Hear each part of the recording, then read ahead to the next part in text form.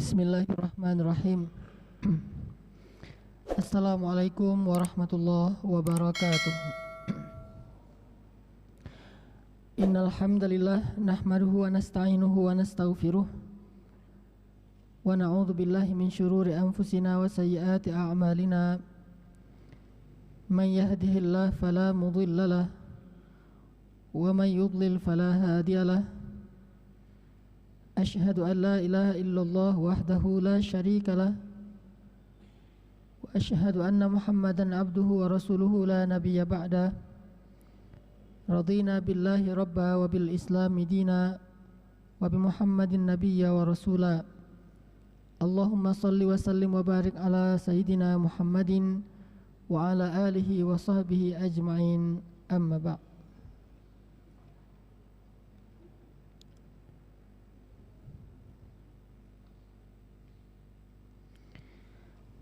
Ikhwati fillah, salah satu di antara ciri hamba Allah yang disayang oleh Allah adalah orang-orang yang senantiasa berdoa, Rabbana hablana min azwajina wa dzurriyyatina qurrata a'yun waj'alna lil muttaqina imama. Doa ini termasuk doa yang cukup populer di masyarakat kita, dan kita sudah tahu maksud dari doa ini adalah tentang masalah zurriyah solihah atau keluarga yang soleh.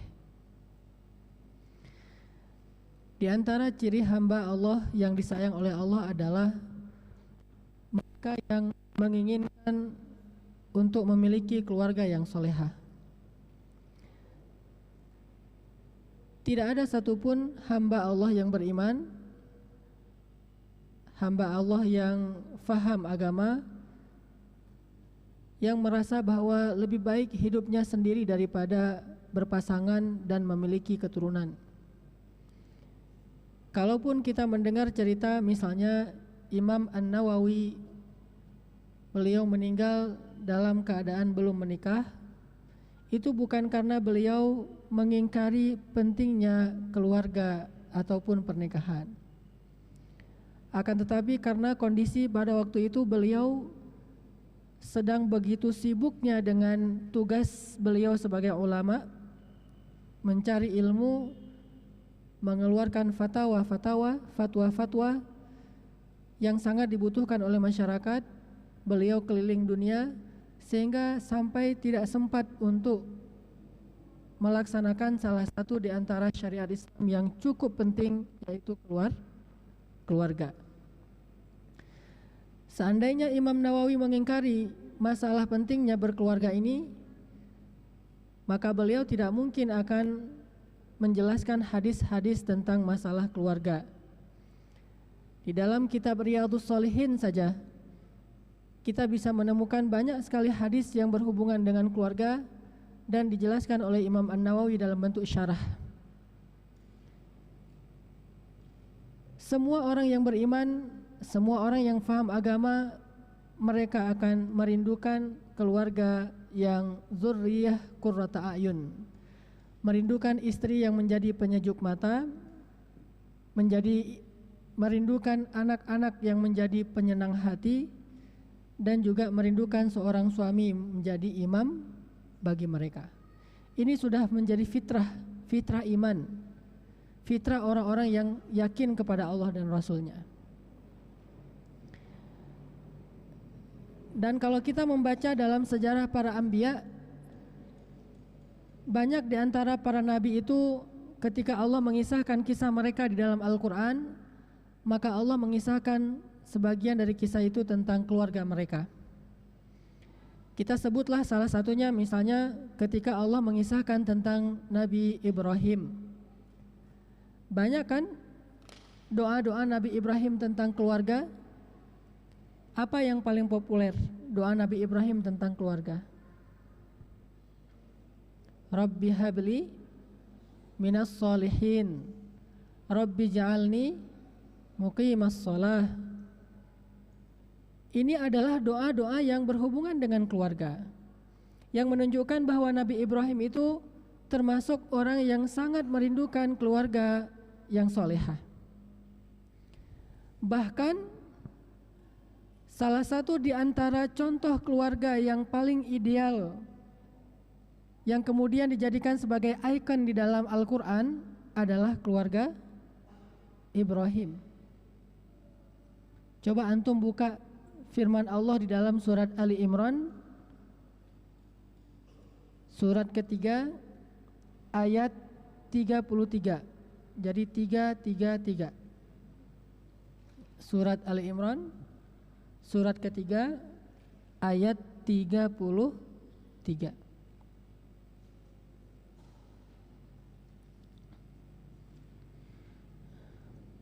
A'udzu billahi minasy syaithanir rajim. Bismillahirrahmanirrahim. Innallaha astafa Adam wa Nuhan wa ala Ibrahim wa ala Imran 'alal 'alamin. Dzurriyyatan ba'daha min ba'd wallahu sami'un 'alim. Sesungguhnya Allah telah memilih Adam, Nuh, dan keluarga Ibrahim dan juga keluarga Imran melebihi segala umat pada masanya masing-masing. Sebagai satu keturunan, sebagiannya adalah keturunan dari sebagian yang lain. Allah Maha mendengar dan Maha mengetahui. Di dalam ayat ini Allah Subhanahu wa taala menyebutkan dua keluarga yang menjadi simbol dzurriyyah salihah, yang menjadi simbol keluarga yang paling baik, yang paling soleh, yang paling ideal, yang paling layak untuk kita contoh sebagai uswatun hasanah. Pertama adalah ala Ibrahim, keluarga Ibrahim, dan yang kedua ala Imran, keluarga Imran. Ini menunjukkan bahwa hal yang salah satu yang terpenting dalam kehidupan kita adalah membangun al-usrah as-salihah sebagai asas dakwah di dalam masyarakat. Apabila keluarga seorang muslim itu baik, maka insya Allah masyarakat pun akan baik. Tetapi apabila keluarga seorang muslim itu hancur-hancuran, banyak masalah, maka dia akan menjadi sumber masalah juga nanti di masyarakat. Sehingga salah satu tujuan di antara pernikahan, tujuan di antara memiliki keturunan, tujuan di antara keluarga, di antara berkeluarga adalah untuk membangun mujtama', membangun masyarakat yang solih.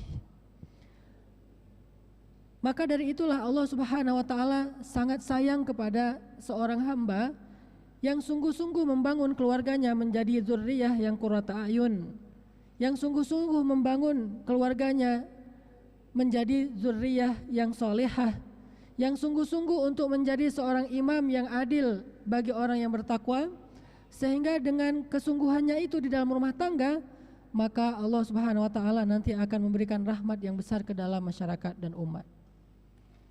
Sehingga salah satu di antara ciri hamba yang disayang oleh Allah itu adalah hamba yang merindukan dan sungguh-sungguh membangun keluarga yang solihah. Lalu Allah buatlah gambaran, apa gambaran dzurriyyah qurrata a'yun? Istri, anak, suami, kan di situ ketiga kan? Di dalam surat Al-Furqan, Rabbana hablana min azwajina, istri, wa dzurriyyatina, anak, waj'alna, suami. Jadi ada istri, anak, dan suami. Ada berapa hal? Tiga elemen. Kalau kita membaca ayat tentang pernikahan, biasanya yang paling suka dibaca di surat apa? Surat Ar-Rum. Apa istilah yang paling populer yang diambil dari surat itu? sakinah, mawaddah, warahmah. Tahu artinya? Kita sering mengucapkan istilah sakinah, mawaddah, warahmah. Selamat ya, semoga sakinah, mawaddah, warahmah. Tapi enggak semua orang Indonesia yang mengucapkan istilah ini faham arti sakinah, mawaddah, warahmah. Itu diambil dari surat Ar-Rum, litaskunu ilaiha sakinah wa ja'ala bainakum mawaddatan, mawaddah, warahmah, rahmah. Sehingga kita singkat menjadi sakinah, mawaddah, warahmah. Sebagian ulama tafsir mengatakan istilah sakinah, mawaddah, warahmah ini adalah istilah yang menjelaskan surat Al-Furqan. Sakinah, mawaddah, warahmah adalah hak dari setiap 3 elemen tadi yang ada di dalam keluarga. Pertama, sakinah itu adalah hak suami. Karena kalau kita membaca teks Arabnya, litaskunu antum ayyuhar rijal ilaihal mar'ah. Agar kalian wahai laki-laki merasa sakinah kepada mereka atau kepada dia perempuan. Maka litaskunu atau sakinah ini adalah hak suami. Jadi istilah sakinah adalah hak suami. Sedangkan mawaddah adalah hak istri, kasih sayang. Dari hak suami dan istri yang ditunaikan dengan baik ini muncullah istilah rahmah, yaitu hak anak.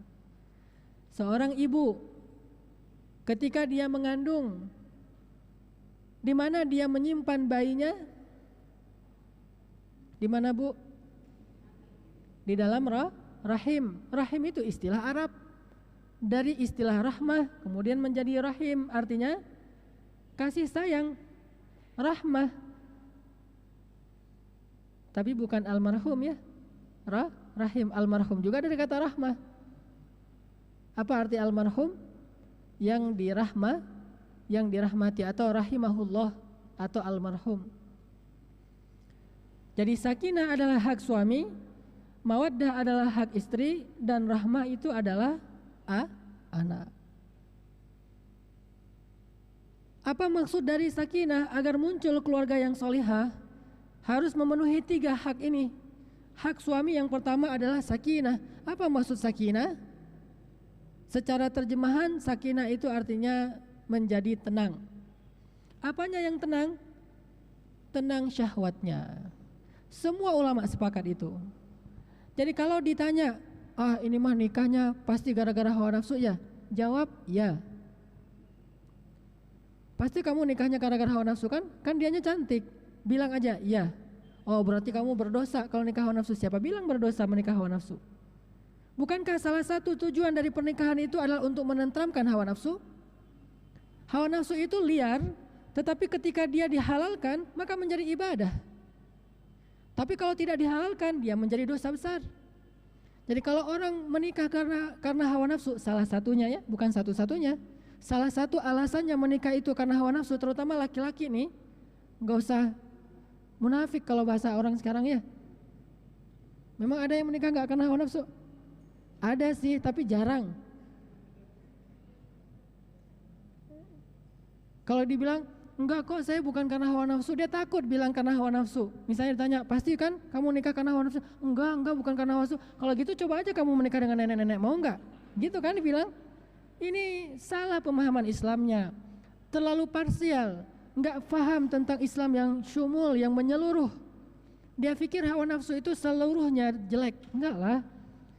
Wa amma man khafa maqama rabbih wa nahan nafsa 'anil hawa fa innal jannata hiyal ma'wa. Islam adalah agama solusi. Ketika Allah mengatakan wa nahan nafsa 'anil hawa, nahan nafsu. Jadi bahasa Indonesia kan? Nahan nafsa jadi nahan nafsu. Itu kan bahasa Arab. Siapa yang nahan nafsa? Allah menyuruh kita nahan nafsu, tapi solusinya gimana? Gimana cara menahan nafsu? Terutama ini bagi laki-laki yang sulit menahan nafsu. Kalau perempuan sulit menahan lisan, kalau laki-laki sulit menahan kemaluan. Itu hadis, kata Nabi, di antara yang paling banyak memasukkan orang ke dalam neraka itu 2. 1 lisannya, 2 kemaluannya. Perempuan cenderung secara umum walaupun gak semuanya, lisan yang paling sulit untuk dia jaga. Laki-laki cenderung secara umum walaupun gak semuanya, paling sulit menjaga adalah hawa nafsunya. Dan itu ada solusinya. Allah memberi solusi. Salah satu solusinya adalah pernikahan. Solusi lain kalau gak sanggup menikah apa? Puasa. Jadi kalau mau sakinah dengan puasa, sebetulnya kalau yang disebut sakinah itu tentram, ngantuk, mungkin iya puasa bisa buat orang ngantuk kali ya. Tapi sakinah yang sebenarnya itu adalah bisa menahan hawa nafsu. Karena orang kalau misalnya dia lapar lebih terjaga syahwatnya dibandingkan orang yang terlalu kenyang. Makanya diberikanlah syariat berpuasa. Sehingga kalau ditanya apakah karena hawa nafsu? Ya, karena hawa nafsu, salah satunya. Itulah sebabnya ketika memilih pasangan istri, yang pertama dilihat apa? Apakah agamanya? Itu yang keempat. Keturunan? Itu yang ketiga. Harta? Itu yang kedua. Dan yang pertama apa? Jamal, kecantikan. Kecantikan. Kenapa kecantikan? Karena itu salah satu hal yang dicari dalam pernikahan, litaskunu ilaiha, untuk menenteramkan hawa nafsunya. Sehingga Allah berfirman di surat Al-Mu'minun, walladzina hum li furujihim hafizun, menjaga kemaluan. Gimana cara jaga kemaluan? Illa ala azwajihim aw ma malakat aymanuhum, dengan cara dia menikah sehingga dia bisa menyalurkan syahwatnya secara halal kepada istri-istrinya atau kepada budaknya. Bahkan kepada budak pun boleh, cuma sekarang gak ada budak. Emang boleh Ustadz? Boleh. Budak gimana Ustadz? Budak yang kita dapatkan dari peperangan. Setelah selesai perang kita menang, dapat perempuan-perempuan dalam peperangan itu budak kan? Itu boleh dinikahi tanpa harus perwalian dari walinya, tanpa harus izin dari walinya. Boleh dinikahi dan dipergauli seperti istri. Cuma karena orang Islam sekarang gak pernah menang perang, gak adalah fikih itu. Dulu fikih itu ada, termasuk siapa yang dinikahi oleh Nabi tanpa perwalian dari walinya ketika pulang perang Khaybar? Sofia. Memangnya Sofia tanya ke bapaknya dulu, mana bapaknya? Udah meninggal. Tanya ke keluarganya, nggak ada keluarganya. Dia satu-satunya dan dia dalam keadaan sedang ditawan oleh pasukan kaum muslimin. Sebelum Rasulullah mau menikahi Sofia, udah ada tuh yang ngincar-ngincar Sofia tuh. Ada sahabat yang diam-diam ngelirik-ngelirik Sofia. Lalu ketika pembagian ghanimah, para tawanan ini dihadirkan. Rasulullah tanya ke si sahabat ini, apa yang kamu inginkan? Kata dia, Sofia. Apa yang kamu inginkan? Kata sahabat ini, Sofia ya Rasulullah. Rasulullah kemudian cemberut. Kata Rasulullah, Allah sudah memberikan dia untukku. Kalau udah pakai Allah mah susah ya, udah pakai wahyu. Allah sudah memberikan Sofia untukku, kamu cari yang lain. Oh ya udah deh Rasul, yang enak, yang cantik-cantik dalam Rasul. Akhirnya dia cari yang lain. Akhirnya Sofia dinikahi sama Rasul, dan Sofia pun ditanya, dia sendiri yang ditanya, enggak ada walinya. Bagaimana menurutmu hai Sofia? Kata Sofia, aku menerima apapun yang engkau tawarkan. Maka menikah dengan Rasulullah. Au ma malakat aymanuhum, budak. Kepada istri-istrinya atau kepada budaknya dia boleh menyalurkan syahwatnya, furujihim. Dan itu fa innahum ghairu malumin. Mereka dengan cara-cara kayak gitu enggak tercela. Dengan cara yang Allah jelaskan tadi dua, itu tidak tercela. Giliran kita mencela, wah pasti gara-gara hawa nafsu. Kenapa kita mencela apa yang Allah tidak cela? Giliran orang yang jelas-jelas berzina, faman ibtagha wara'a dzalika faulaika humul adun.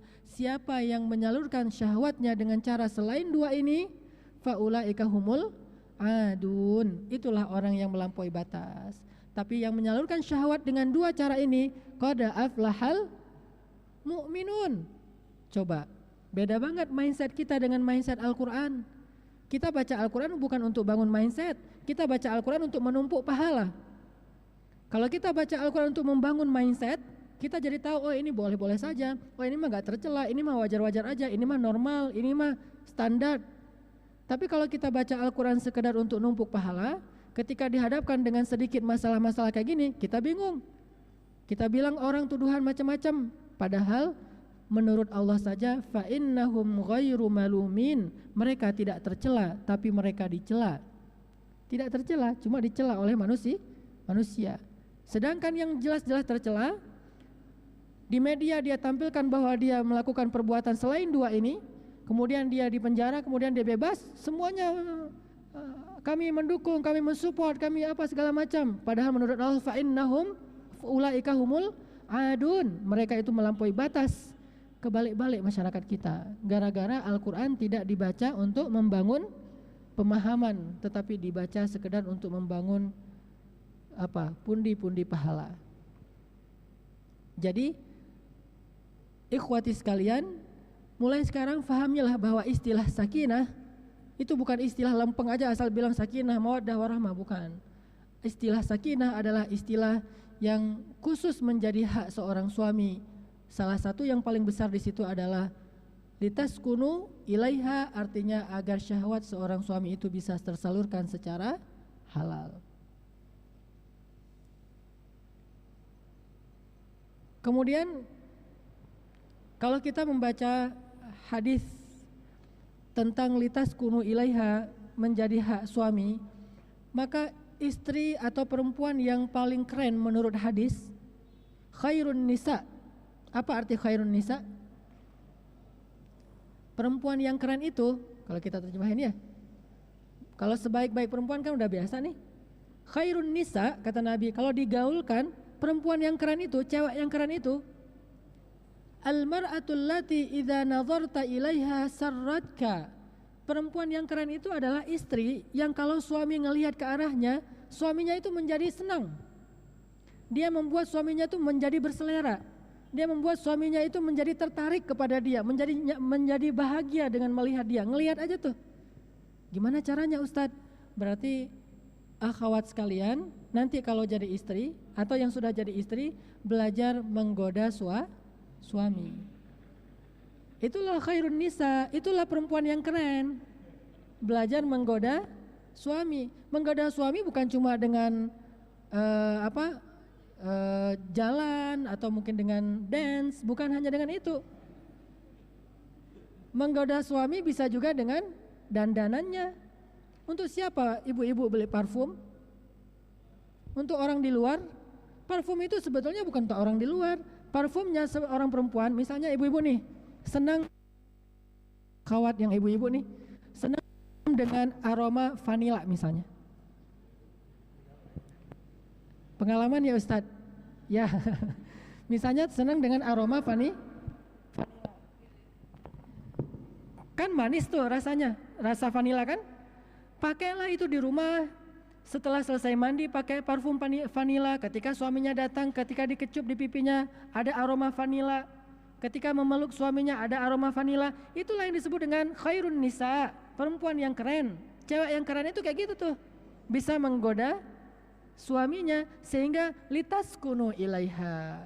Ketika suaminya tadi nonton TV dengan iklan yang macam-macam modelnya, ketika suaminya tadi di jalan dengan berbagai macam model penampilan orang di luar, kan gejolak hawa nafsu seorang suami. Sehingga kata Nabi, kalau kamu di luar melihat sesuatu yang gak boleh kamu lihat, maka segeralah pulang. Kan untuk apa segera pulang? Untuk sakinah. Kenapa suami pulang kalau dia sedang sedang gejolak hawa nafsunya? Supaya dia memperoleh sakinah. Makanya Allah dan malaikat melaknat seorang perempuan yang ketika diajak oleh suaminya tanpa ada alasan-alasan atau uzur syar'i, dia menolak keinginan suaminya. Kenapa?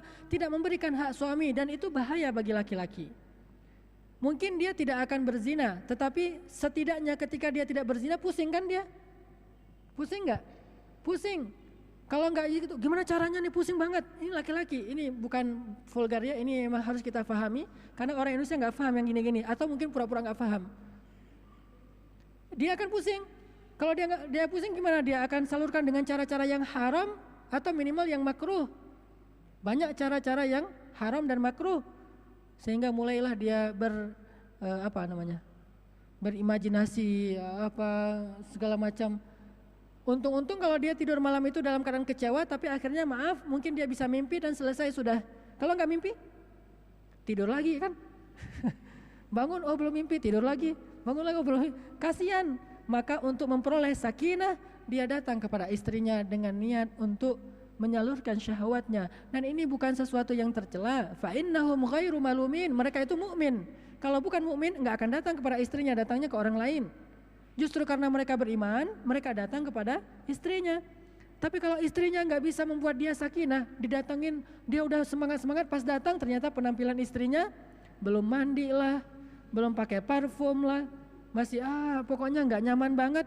Juga itu sebetulnya ngaruh bagi laki-laki. Jadi seorang akhwat, seorang perempuan berdandan, dia menjaga tubuhnya, itu ngaruh bagi laki-laki. Dan maaf, harus saya bocorkan di sini biar kita nanti siap ketika menikah, itu mempengaruhi kekuatan seorang laki-laki kepada istrinya. Pakai parfum menambah kekuatan laki-laki. Nggak pakai parfum nggak kuat. Makanya pakai parfum, pakai yang jaga tubuhnya, kalau perlu lulur atau apa segala macam. Tujuannya semuanya untuk siapa? Untuk sakinah, dan itu pahalanya besar. Hanya sekadar seorang suami melihat istri berpahala suaminya. Lalu kemudian mereka datang, suaminya menunggu istrinya di tempat tidur, istrinya datang, Allah turunkan rahmat kepada mereka berdua. Lalu mereka melakukan hubungan suami istri, Allah ridho kepada mereka. Setelah selesai itu Allah beri mereka rezeki. Coba lihat, ini semuanya sakinah. Makanya kadang banyak perempuan yang kalau keluar rumah itu dandannya itu habis-habisan. Lipstiknya di bawah warnanya pink, di atasnya warnanya ungu. Warna-warni. Biar keren gitu. Jadi warna-warni kayak pelangi. Terus dikasih merah-merah di sini gitu kan? Terus udah merah-merah dikasih bling-bling. Merah plus bling-bling. Kasih apa namanya ini, Bu? Nah, itulah pokoknya. Kalau perlu ini dikerik terus dinaikin jadi gini. Jadi nggak lurus lagi tuh, udah wah diagonal. Serius banget kalau keluar dari rumah. Giliran di rumah nggak ada yang dia lakukan, benar-benar natural. Kata dia, kan bapak suka yang natural. Enggak lah, gimana pun seorang suami suka seorang istri yang dandan. Akhwat sekalian, pergi deh ke mall-mall, cari pakaian-pakaian rumahan yang bagus-bagus untuk suami. Tanya ke suami, kamu senangnya gimana?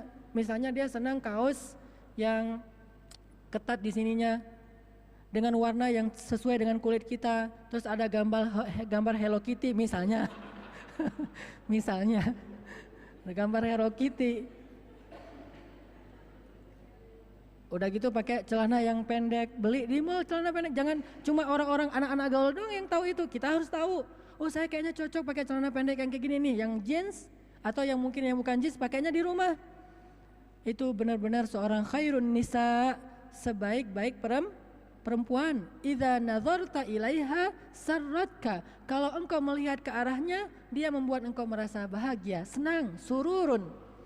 Jangankan menyenangkan suami, menyenangkan orang lain aja itu pahalanya tuh besar. Ketika seorang sahabat bertanya ke Rasulullah, "Ya Rasulullah, ya Rasulullah, apakah amal yang paling disukai oleh Allah?" Apakah amal yang paling disukai oleh Allah? Kata Nabi, sururun tudkhiluhu fi qulubil mu'minin. Amal yang paling disukai Allah itu adalah surur, bahagia, senang, yang engkau masukkan ke dalam hati orang-orang yang beriman. Apalagi kalau orang yang beriman ini adalah suaminya sendiri. Berusahalah wahai ayyatuhal akhawat, berusahalah untuk menyenangkan pasangan kita. Kalau belum menikah, masih ada kesempatan belajar. Belajar deh, jadilah pembelajar sejati. Baca di internet, di Google, cewek yang keren tuh gimana bagi seorang cowok. Yang cowok nanti ada babnya sendiri. Sehingga, ketika kita menikah, maka kita benar-benar membuat suami itu merasa nyaman, bangga, sakinah. Dia tidak perlu khawatir. Kalau ada masalah dengan hawa nafsunya, dia tinggal pulang dan dia nyaman di rumahnya. Makanya muncullah hadis-hadis dari Aisyah, rata-rata dari Aisyah ya. Karena Aisyah ini paling pintar ngegodain Rasulullah. Sehingga rata-rata hadis tentang sakinah ini munculnya dari Aisyah. Sampai Nabi ketika sakit keras, karena beliau merasa nyaman banget bersama Aisyah. Sebelum beliau wafat, beliau tanya, hari ini jatah siapa? Kata istri-istrinya, jatah si fulan. Kalau besok jatah siapa? Jatah si fulan. Besoknya lagi jatah siapa? Jatah si fulan. Terus kapan Aisyahnya? Beliau pengen tahu kapan Aisyah, tapi nggak enak nanya Aisyah kapan, nggak enak. Cuma nanya besok siapa, lusa siapa, lusanya lagi siapa. Akhirnya istri Nabi tahu maksud Rasul pengen ke rumah Aisyah, sehingga mereka mengatakan, ya Rasulullah, marilah kami antarkan ke rumah Aisyah. Tidak masalah, kamu sedang sakit, maka jatah-jatahan nggak pakean. Nggak pakai jatah-jatahan deh, ke Aisyah aja nggak apa-apa. Rasulullah tersenyum bahagia. Kenapa? Sakinahnya di Aisyah. Sehingga ketika ditanya oleh sahabat, siapa manusia yang paling engkau cintai ya Rasulullah? Siapa jawabannya? Aisyah. Istri yang cantik banyak.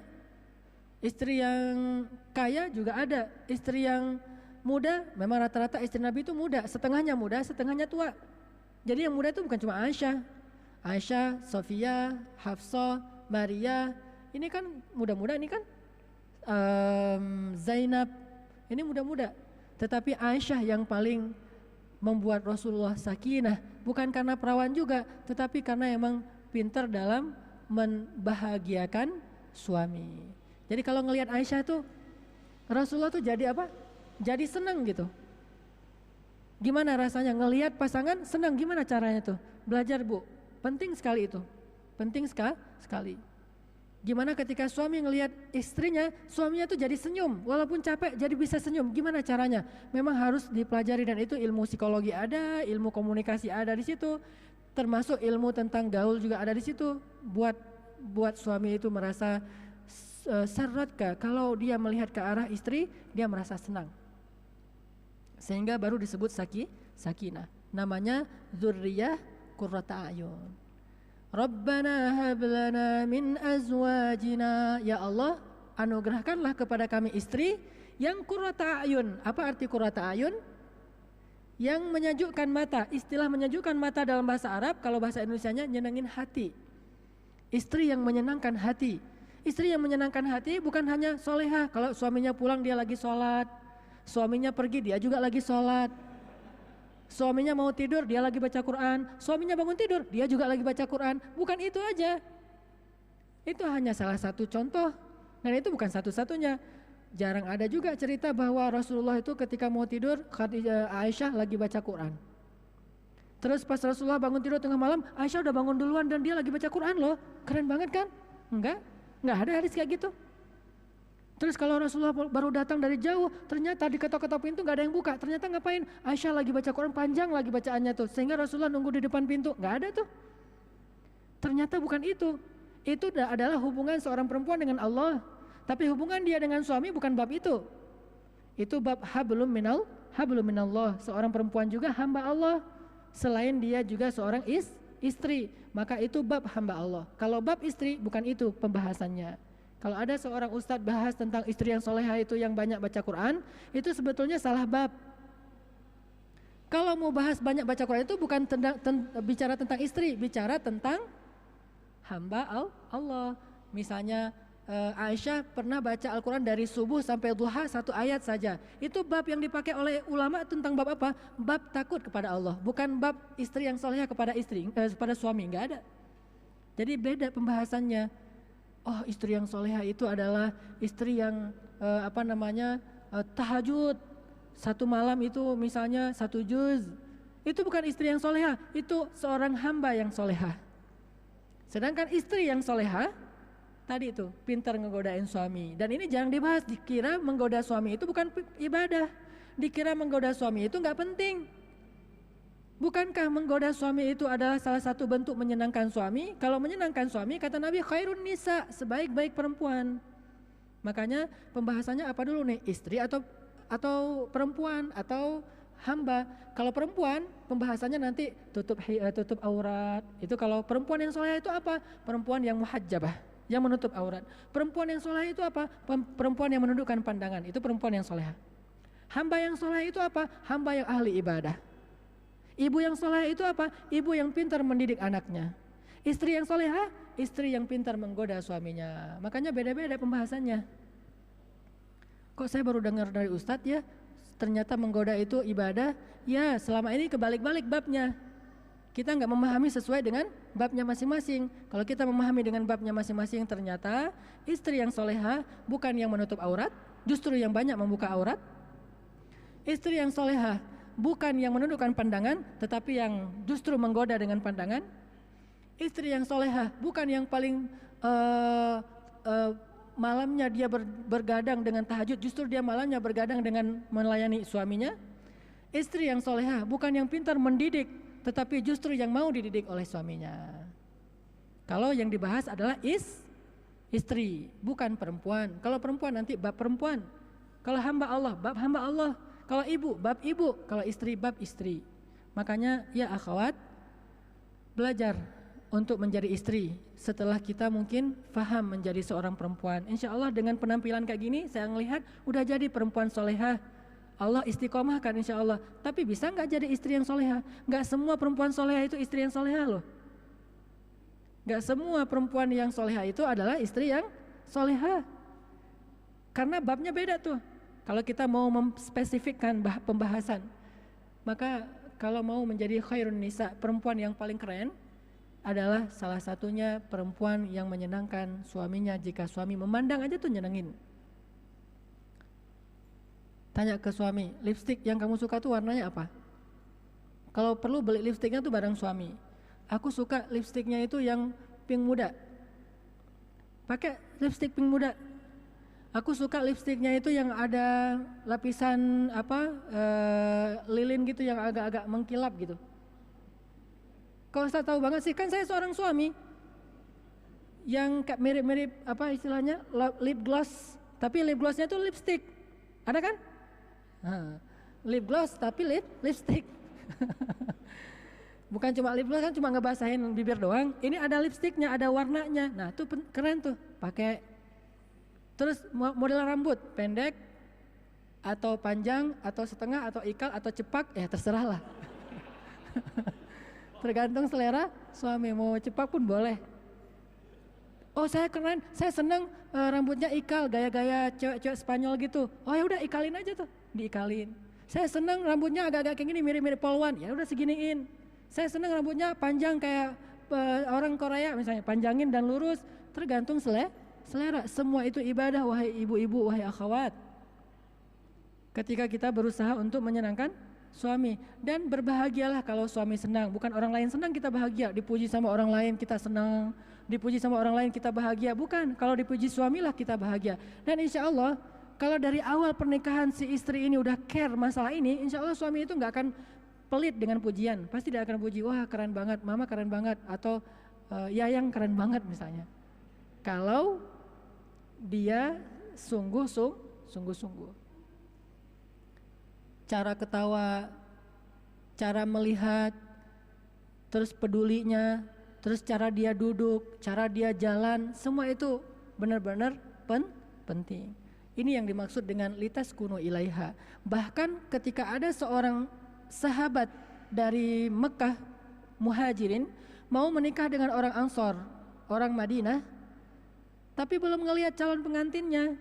Nabi tanya ke sahabat laki-laki ini, kamu sudah ngelihat calon pengantin kamu? Belum ya Rasul. Saya percaya aja sama mak comblangnya kalau bahasa kita ya. Kata Rasul, lihat dulu. Kenapa Rasul harus dilihat? Karena di mata orang Ansor itu ada sesuatu. Apa maksudnya? Orang Ansor itu sipit-sipit. Sedangkan orang muhajirin itu matanya besar. Orang muhajirin, orang Mekah gak suka perempuan yang matanya sipit. Sehingga khawatir kalau dia belum melihat calon istrinya, entar pas malam pertama ngelihat sipit, akhirnya dia nyesel. Makanya kata Nabi, kamu sudah ngelihat calon istri kamu? Belum ya Rasulullah, lihat. Karena di mata orang Ansar itu ada sesuatu. Rasulullah gak mau bilang sipit, gak enak. Ada sesuatu, maksudnya dia beda matanya dengan orang Makkah. Dan perempuan yang cantik itu salah satu simbolnya adalah hurul ain kan dalam bahasa Al-Quran. Hurum maqsuratun fil qiyam, yang matanya besar dan dia menjaga diri di dalam kemah-kemah. Maksudnya perempuan yang cantik itu versi Al-Quran, versi surat Ar-Rahman adalah yang matanya besar. Kalau matanya nggak besar gimana Ustadz? Gampang, pakai bulu matanya di jadi kesannya kayak orang pas acara pengantinan tuh gimana? Saya kadang-kadang nggak kenal dengan beberapa orang yang selama ini saya kenal, pas dia jadi pagar ayu. Jadi pagar ayu itu ternyata matanya tiba-tiba jadi besar. Dengan make up kan ya. Oh, mata ini ditebelin bulu matanya, terus ini garis kanan dan kirinya tuh agak tarik dikit. Jadi kesannya oh matanya lebar. Nah, ini semuanya adalah simbol kecantikan yang Allah gambarkan sendiri di dalam Al-Quran, digambarkan oleh Rasul di dalam hadis. Tujuannya apa? Tujuannya bukan untuk buat fitnah di luar rumah. Tujuannya adalah untuk mensakinahkan orang yang ada di dalam rumahnya, yaitu suami. Ini yang dimaksud dengan sakinah. Kita sering istilah sakinah tapi nggak ngerti. Sekarang saya tanya ke ikhwan, boleh menikah karena hawa nafsu? Boleh? Boleh atau boleh banget? Boleh banget. Itu ya, satu. Dua, mawaddah. Mawaddah itu adalah hak istri. Kalau hak istri, berarti saya menghadapnya ke sini nih. Kalau tadi kan hak suami menghadapnya ke sana. Kalau hak istri menghadapnya ke sini. Giliran ini yang diceramahin sekarang. Apa itu hak istri? Mawaddah. Apa itu mawaddah? Kelembutan, romantisme, itu hak istri. Maka seorang suami harus belajar menjadi cowok romantis. Romantis tidak selalu dengan kata-kata. Kalau kita aku bukan pujangga gitu-gitu deh. Nah, kalau nggak bisa jadi pujangga, nggak usah beromantis dengan kata-kata, daripada ntar pas kita bilang ngomong masalah romantisan pakai verbal, kata istri, itu mah copy paste, kan nggak seru kan ya? Ternyata kita baca dari internet, dia baru baca kemarin, historinya sama, pasti copy paste dari Google tuh. Kita bilang ke istri kita, bapak kamu tukang kayu ya? Kok tahu? Soalnya kamu sudah menggergaji hati aku gitu misalnya. Wah itu mah copy paste. Selalu main bapak ya, gak ada yang lain selain bapak. Bapak kamu tukang pos ya? Kok tahu sih? Soalnya dia sudah menghantarkan cinta kamu ke aku. Gitu-gitu kan? Itu mah copy paste. Kalau nggak bisa ngeromantis pakai kata-kata, romantislah dengan perhatian. Romantislah dengan perhatian. Perhatikan, beri dia kenyamanan dan sebagainya. Saya baca di Google juga sih referensinya. Tapi yang berbahasa Inggris, artinya lebih keren dikit lah. 10 ciri cowok romantis. Mau tahu nanti saya kopiin. 10 ciri cowok romantis. Ketika dia di kendaraan, romantisnya tuh gimana? Gimana romantisnya cowok ketika di kendaraan? Gak tahu ya? Romantisnya laki-laki ketika di kendaraan, cara nyetirnya dia harus duduk jauh dari setir. Dia nggak boleh duduk nyetir tuh gini. Itu nggak romantis banget, kayak supir angkot. Cowok yang romantis tuh kalau nyetir tuh gini di kendaraan. Terus sebelah tangan, sebelah lagi dia pegang gigi ya, apa istilahnya? Ya, gitulah. Terus kalau dia beloknya itu ada pelajarannya. Ternyata ketika saya bawa istri saya, dia memperhatikan saya nyetir. Keren juga ya nyetirnya, gini-gini, gaya-gayaan. Duduknya agak jauh, yang tegak, jangan duduk udah jauh gini. Nggak romantis. Ketika istri mau masuk mobil, dibukakan bukakan pintunya. Gimana cara ngebukakan pintu mobil untuk istri? Apa bedanya suami dengan supir? Cara buka pintunya tuh beda. Suami yang buka pintu dengan supir buka pintu gimana bedanya? Mana yang supir? Terus kalau misalnya kita ngajak pasangan kita dinner, ini bukan pelajaran pacaran ya, jangan dipraktekkan di pacaran, praktekkan ketika sudah menikah. Ketika kita ngajak pasangan kita dinner, kita duduknya di mana? Ada satu meja nih, kursinya ada 4, kita duduk di mana? Berhadap-hadapan? Di samping. Kita duluan atau dia duluan yang duduk? Cara dia duluan duduk kita tunggu atau gimana?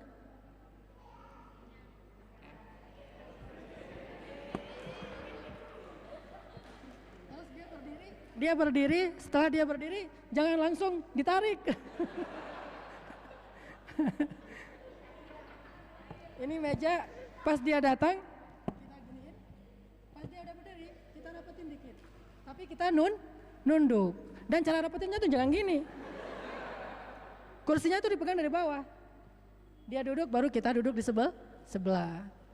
Sarana kau tahu, baca dong. Karena kita punya hak dari mereka, yaitu sakinah.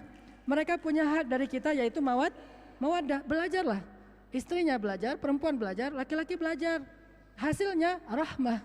Makanya mawaddah, Rasulullah itu sangat romantis kepada istri. Salah satu adegan romantisnya ketika naik kendaraan saat Rasulullah membawa pulang Sofia. Sofia ini terkenal orangnya agak kecil, nggak setinggi Aisyah, nggak setinggi Hafsah, dia agak kecil. Sehingga ketika dia mau naik ke atas unta, nggak bisa naik. Gimana caranya Rasulullah membiarkan dia naik? Rasulullah dengan kerennya, dengan kesatrianya, beliau langsung begini. Sofyan berdiri di atas lututnya Rasulullah. Sekarang kan mobilnya nggak gitu-gitu amat ya, kecuali mau naik truk. Kalau mau naik truk, mama silakan naik ke atas truk. Mungkin kita jongkok gitu. Ini kan naiknya mobil biasa, bukan mobil truk. Kalau dulu kan onta sama kayak truk. Jadi cara naikkan istri ke atas onta, nanti kalau pas umrah tuh, siapa yang umrah bawa istri, cara naikin istri ke atas unta, duduklah biarkan istrinya yang berdiri di atas lutut kita. Dan setelah dia berdiri, lututnya itu jangan disapu di depan dia, itu nggak romantis banget. Dia berdiri kan pasti kotor kan lutut kita, udah gitu pas kita berdiri gini-gini.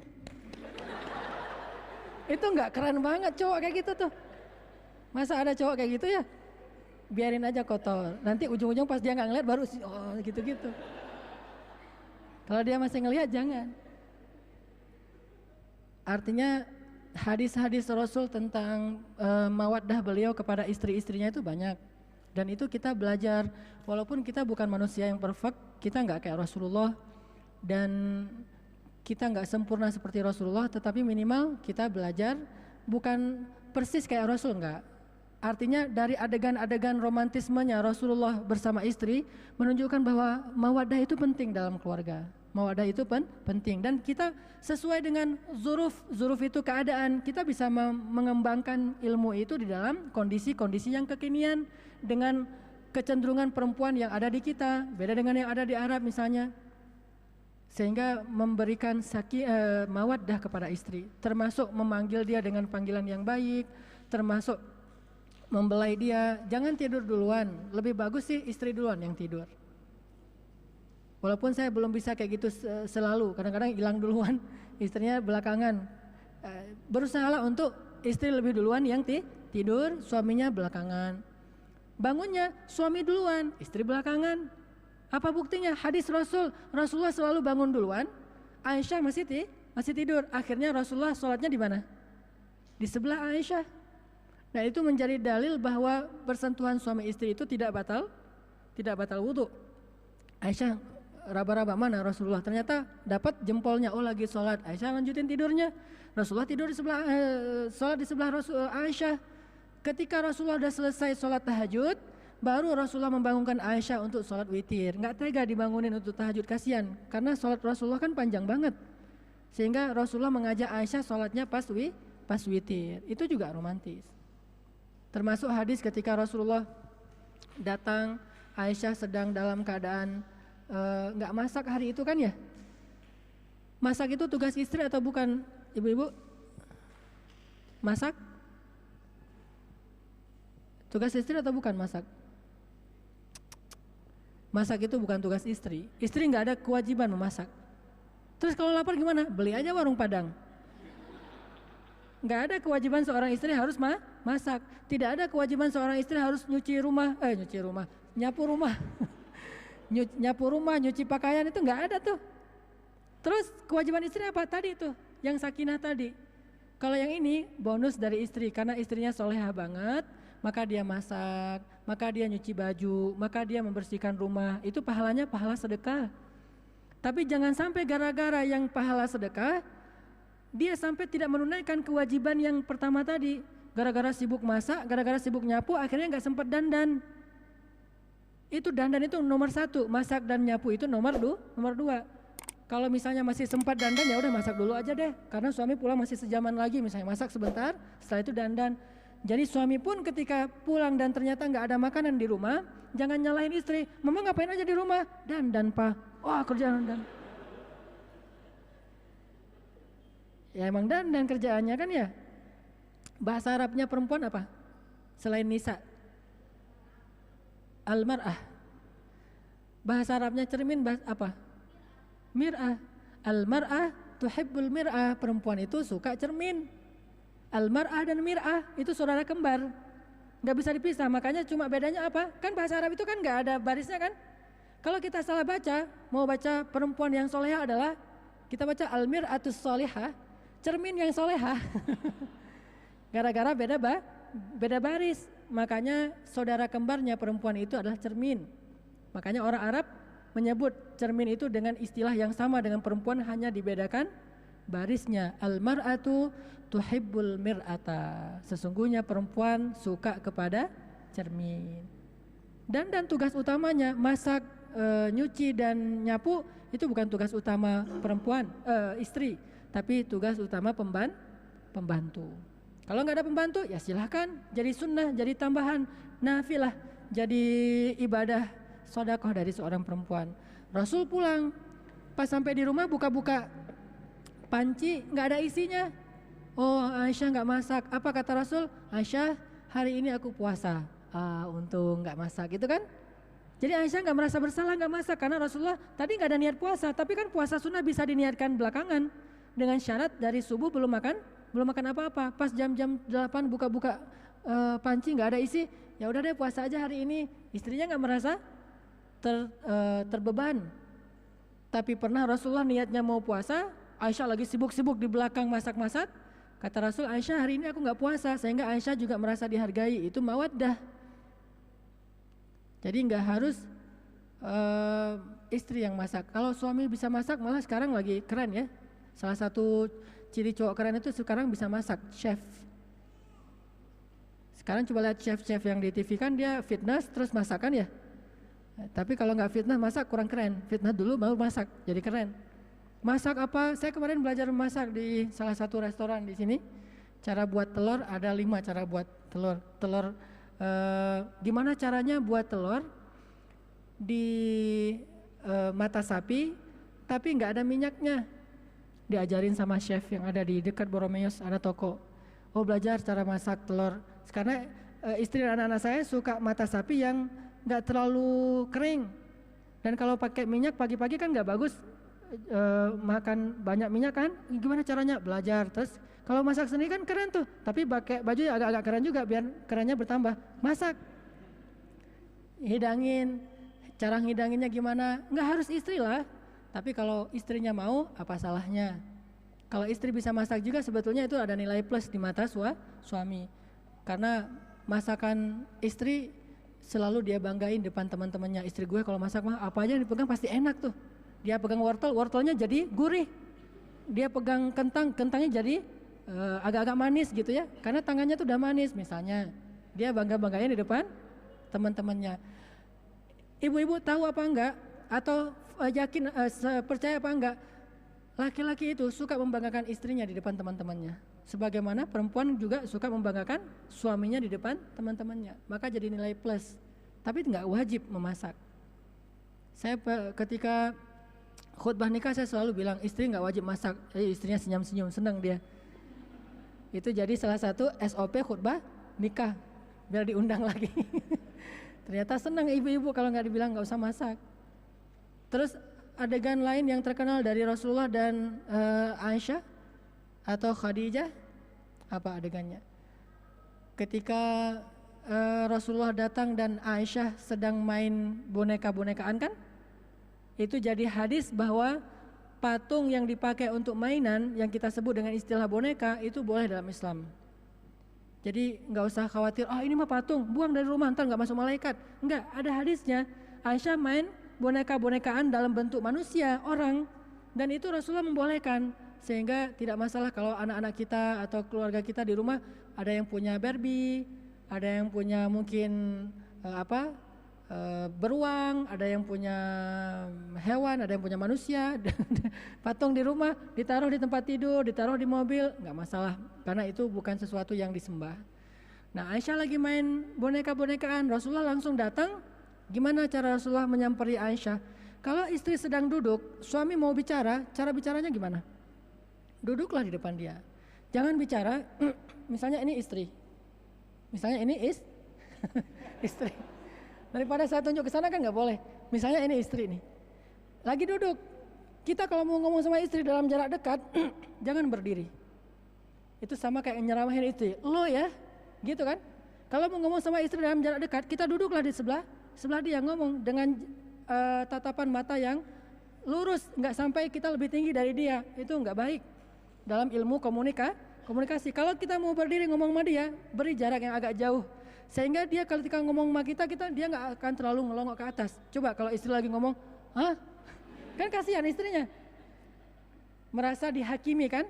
Itu kan secara psikologi orang yang ngelihat ke atas itu merasa dihakimi, orang yang ngelihat ke bawah itu merasa menghakimi. Maka duduklah yang sejajar dengan dia. Rasul ketika Aisyah lagi main boneka-bonekaan di dalam rumah, pas Rasulullah masuk langsung duduk di sebelah dia. Bahkan di sebelah kayak gini nih, ini apa? Terus yang ini apa? Ditanya sama Rasul, biar Rasulullah nyambung, setelah nyambung main boneka-bonekaan dengan Aisyah. Ini komunikasi Rasulullah dengan Aisyah, enggak sambil Rasulullah duduk di atas. Kan ada orang zaman dulu merasa bahwa saya kan suami, imam, harus sujud istri kepada suami. Dia duduk kayak gini dengan nyamannya sambil megang apa misalnya rotan. enggak sesadis itulah. Dia sambil ngopi-ngopi, istrinya duduk di tempat yang bawah sambil nonton bersama anak-anaknya. Itu enggak keren. Pemandangan kayak gitu tidak keren. Pemandangan yang keren itu justru duduknya bersama. Ini namanya mawaddah. Termasuk kalau misalnya istri lagi curhat tentang temannya, dia mungkin ribut dengan seseorang, atau ribut dengan mertua, atau ribut dengan iparnya, atau ribut dengan tetangga, atau ribut dengan siapa aja. Lalu dia curhat ke kita. Jangan pernah bilang, itu mah perasaan mama aja, itu pantang. Itu mah perasaan kamu aja, itu pantang tuh. Dia akan merasa kurang kita nggak berpihak kepada dia, kurang dihargai. Atau kita bilang, enggak, masalah enggak sebesar itu kok, masalahnya cuma masalah simpel kok. Jangan pernah mengatakan ini kata-kata kunci yang harus di blacklist dalam ucapan kita. Itu mah perasaan kamu aja, enggak kayak gitu amat, kamu aja yang terlalu membesar-besarkan. Atau itu mah masalah kecil, jangan. Terus jangan juga kita bilang, itu memang masalah besar banget tuh, jangan juga. Ini sok-sok lebay gitu kan. Terus gimana caranya? Berusaha untuk berpihak kepada dia. Walaupun dia salah, tapi berpihak dulu. Karena bukan mendukung kesalahan dia, berpihak dulu. Nanti setelah itu nanti kita arahin pelan-pelan. Itu udah etika komunikasi yang romantis. Jadi nggak boleh kita istri lagi curhat panjang lebar kita bilang, masalahnya cuma gitu aja. Ternyata kirain masalah apa gitu. Ternyata cuma masalah kayak gitu doang. Saya udah dengar serius-serius apa. Dia kan diam aja kan. Istri itu bagusnya perempuan lebih banyak diam kalau dengan suaminya. Kecuali dengan teman-temannya agak susah diam, tapi kalau dengan suaminya dia diam aja. Nah kalau laki-laki dengan istrinya dia buruknya nggak bisa diam. Kalau dengan orang lain baiknya dia bisa diam, aneh ya, kebalik-balik.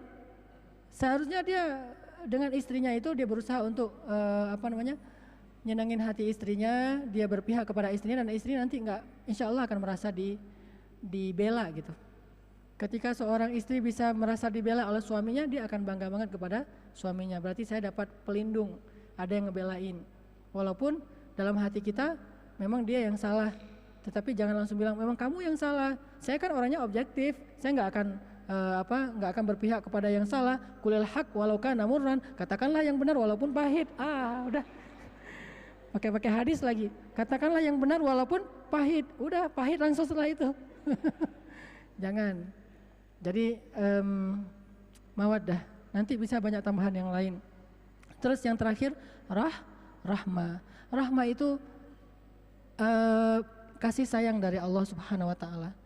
Makanya inti dari pernikahan itu salah satunya adalah memperoleh keturunan yang menyejukkan mata, baik laki-laki ataupun perempuan. Dan Nabi SAW juga sering mengatakan, perbanyaklah anak, sesungguhnya aku membanggakan umatku nanti di padang mahsyar dengan banyaknya jumlah mereka, kan ya, dengan banyaknya jumlah mereka. Jadi istilah banyak anak ini bukan istilah berarti banyak anak banyak rezeki dan lalu kemudian berlepas tanggung jawab, enggak. Tapi maksudnya kalau seorang ayah itu punya banyak anak dan dia bisa mendidik kerjasama dengan istrinya pastinya, bisa mendidik dan menafkahi, itu jauh lebih utama dalam Islam daripada seorang ayah dan ibu yang punya anak cuma 2. Jadi nggak ada cerita 2 lebih baik, nggak ada. Tergantung, kalau misalnya dia punya banyak anak ternyata terlantar, itu banyak dosa malah. Tapi kalau banyak anak dia nafkahi secara zahir, dia tarbiyah secara batin, dia berikan pemahaman agama yang baik, jadi anak yang soleh, bahkan berprestasi, ini justru ayah yang luar biasa. Makanya di Palestina dalam kondisi perang, mereka rata-rata anaknya itu lebih dari 10. Kenapa? Kalau anaknya sedikit habis sudah mujahid. Dan alhamdulillahnya Allah memberikan di sana banyak anak laki-laki dibandingkan perempuan, sehingga bisa langsung dipakai untuk jihad. Bukan berarti enggak ini anak perempuan, enggak. Maksudnya di sana dibutuhkan anak laki-laki karena kebutuhan jihad. Rata-rata yang saya kenal teman-teman dari Palestina itu, para ulama-ulama dan mujahid yang saya tahu, itu rata-rata anaknya lebih dari 10 dan setengahnya lebih laki-laki. Sekitar 15 tahun kemudian udah jadi calon prajurit baru. Coba bayangin kalau 15 orang berarti setiap tahun muncul prajurit baru dalam satu keluarga tuh. Sehingga kata Nabi, maaf, ini kata Nabi bukan kata Ustaz Hanan. Kata Nabi dalam hadis Bukhari, laki-laki yang memiliki istri lebih dari 1 itu lebih baik daripada laki-laki yang memiliki istri cuma 1. Kenapa Nabi sampai bilang gitu? Bukan soal poligaminya, soal dia bisa memiliki peluang punya anak lebih banyak. Dengan punya anak lebih banyak pula kebaikan-kebaikan yang bisa dia berikan di tengah-tengah masyarakat. Kalau dia benar. Kalau nggak benar, anak 1 aja bisa jadi jalan masuk neraka. Makanya tergantung siapa laki-lakinya dulu nih. Kalau laki-lakinya faham agama dan dia bertanggung jawab memberikan nafkah, lebih baik dia punya banyak anak. Nah, cuma terbentur sekarang di masyarakat kita itu rasa tidak enak dengan istilah cinta sejati. Cinta sejati itu walaupun istrinya nggak punya anak, nggak bisa melahirkan. Saya punya seorang teman, istrinya ini mungkin karena diuji oleh Allah ya, ada penyakit sehingga dia nggak bisa punya anak. Kata dokter mereka udah konsultasi berkali-kali, terakhir kemarin mereka mau punya anak lewat cara anak bayi tabung, ternyata udah 3 kali uji coba bayi tabung nggak berhasil karena masalahnya di istrinya. Kata dokter 1% dari 100% cuma 1% kemungkinan istri bapak bisa punya anak. Saya bilang ini bukan soal saya ngusulin yang jelek-jelek ya, tetapi punya anak itu penting. Makanya kalau istri ini paham, dia akan mengusulkan jangan ceraikan saya, tapi menikahlah lagi agar kamu punya anak. Itu kan yang diusulkan oleh Sarah kepada Ibrahim, sehingga Ibrahim menikah dengan Hajar. Lalu Ibrahim punya anak Ismail, lalu Allah beri balasan kepada Sarah karena kebaikannya Ishak. Dari Ishak muncul keturunan Nabi, Yakub, Yusuf dan sebagainya sampai Isa. Tapi di kita itu disebut pelanggaran terhadap cinta sejati. Entah apa arti cinta sejati dalam persepsi orang Indonesia. Mungkin terlalu banyak baca Shakespeare ya, sehingga cinta sejatinya persepsinya barat. Kalau dalam Islam, cinta sejati itu adalah cinta karena Allah. Mana yang menurut Allah itu baik, itulah cinta sejati. Mana yang menurut Allah itu buruk, maka itu pengkhianatan terhadap cinta sejati. Di kita enggak, cinta sejati itu adalah cinta versi Shakespeare atau orang-orang barat. Makanya karena itulah akhirnya dia terbeban, dia murung sendiri, dia mau memutuskan mau menikah lagi, enggak enak sama istrinya juga enggak punya inisiatif kesadaran. Ini salah. Kalau dalam pemahaman Islam ini salah. Kecuali istrinya tidak punya cacat dan bisa memberikan anak kepada suaminya, ini lain lagi babnya. Ini istrinya nggak bisa memberikan anak, berarti dia salah. Dia harus membiarkan suaminya memiliki anak, karena bisa jadi orang yang seperti ini kalau mendidik anak jauh lebih baik, sehingga nanti muncul kebaikan di tengah-tengah masyarakat. Karena salah satu tujuan dari pernikahan itu adalah islahul mujtama', memperbaiki masyarakat. Serius amat? Oke. Sakinah, mawaddah, warahmah. Sakinah hak siapa? Mawaddah hak siapa? Rahmah itu adalah anak. Maka mudah-mudahan Allah Subhanahu wa taala menjadikan kita termasuk di antara orang yang merindukan keluarga yang solehah. Lalu ketika Allah beri kita kesempatan untuk berkeluarga, untuk membentuk keluarga yang solehah, maka Allah memberikan kita kesiapan untuk memberikan hak orang-orang yang menjadi tanggungan kita. Seorang istri memberikan hak suami, yaitu sakinah. dengan cara dia menjaga kecantikan dia, berdandan, menggoda suami. Seorang suami memberikan hak istri, mawaddah, dengan cara belajar menjadi seorang suami yang bisa menyayangi istrinya, yang bisa romantis ke istrinya, yang bisa membela istrinya dan melindungi istrinya. Dan mudah-mudahan dari dua sakinah mawaddah ini Allah anugerahkan rahmah. Allah anugerahkan anak yang menjadi pengikat yang lebih kuat daripada sekedar cincin dan buku nikah terhadap seorang laki-laki dan perempuan. Amin ya rabbal alamin. Yang sudah menikah berapa orang di sini? Satu, angkat yang tinggi. 1, 2, 3, 4. Yang akan menikah berapa orang? Yang nggak ngangkat tangan berarti nggak diaminkan malaikat, nggak nikah. Jomblo sejati ntar. Insyaallah semuanya bakalan menikah.